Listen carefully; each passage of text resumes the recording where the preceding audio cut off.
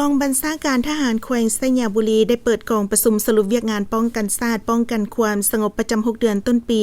และทิศทางแผนการ6เดือนท้ายปี2025ขึ้นในวันที่4เดือนมิถุนายนนี้โดยการเข้าร่วมเป็นประธานของสหายพงศวรรณสิทธวงศ์กรรมการศูนย์กลางภาคเลขาภาคแขวงประธานป้องกันชาติป้องกันความสงบแขวงเจ้าแขวงไชยบุรีมีคณะนำของแขวงคณะพักคณะบัญชากองบัญชาการทหารแขวงกองบัญชาการป้องกันความสงบแขวงกองพลที่2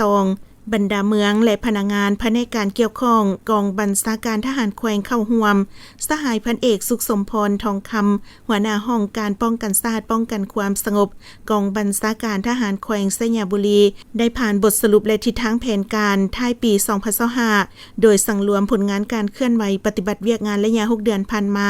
ปิ่นออม4หน้าที่ใหญ่26แผนงานที่คณะพักกระทรวงป้องกันประเทศวางออกเว้ารวมเว้าเฉพาะแม่นเวียกงานเห็นให้สภาพมีความสงบโดยได้ถือเอาเวียกงานก่อสร้างรากฐานการเมืองพัฒนาชนบทรอบด้านและสร้างท่าสนามสงครามประชาชนติดพันกับการสร้างบ้านกลุ่มบ้านพัฒนา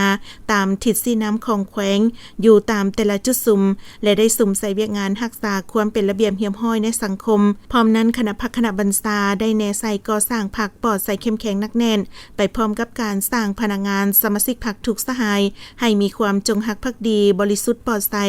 นอกนี้คณะพักคณะบัญชาได้เอาใจใส่นำพาซี่นำเวียกงานแก้ไขชีวิตการเป็นอยู่บนจิตใจเสริมขยายมูลเสื้อดูมันขยันเพียรสร้างรายรับด้วยการเพิ่มพูนผลิตผลปลูกฝังเลี้ยงสัตว์มีหลายกลุ่มกองสามารถกุ้มตนเองได้เช่นเลี้ยงงัว589ตัวแบะ240ตัวหมู95ตัวปล่อยป่าแล้ว 21,200 ตัวสัตว์ปีก 25,690 ตัวรวมมูลค่าจากการขายสัตว์เลี้ยง310 ล้านกว่ากีบมีสวนผักในโฮมซึ่งมี2กรมกองสามารถกุ้มตนเองได้และได้ปรับปรุงค่ายครูที่อยู่อาศัยสำนักงานกรมกองทหารและตำรวจมีหลายกรมกองมีที่อยู่อาศัยแบบถาวรนอกนี้ยังได้รับการช่วยเหลือจากประธานป้องกันชาติป้องกันความสงบแขวงไปช่วยปรับปรุงสวนผลิตกสิกรรมวังขามตื่มอีกส่วนแผนการ6เดือนท้ายปี2025จะสุ่มใส่เห็นให้สภาพทั่วแขวงไชยบุรีมีความสงบโดยพื้นฐานหันกำลังลงก่อสร้างรากฐานสร้างท่าสนามป้องกันชาติป้องกันความสงบสร้างกำลังประกอบอาวุธท้องถิ่นให้มีคุณธาตุปฏิบัติมีสติต่อการจะตั้งระเบียบวินัยให้เข้มงวดยกระดับด้านศิลปยุทธยุทธวิธีให้มีความสำนิชำนาญติดพันกับการก่อสร้างหน่วยภาคปลอดใส่เข้มแข็งนักแน่น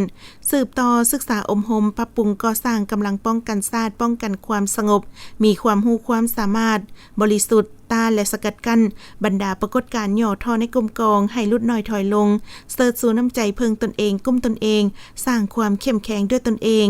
โอกาสนี้กองประชุมก็ได้รับฟังการประกอบคำคิดคำเห็นของภาคส่วนต่างๆเข้าใส่บทสรุปและทิศทางแผนการให้มีความสมบูรณ์ขึ้นเติม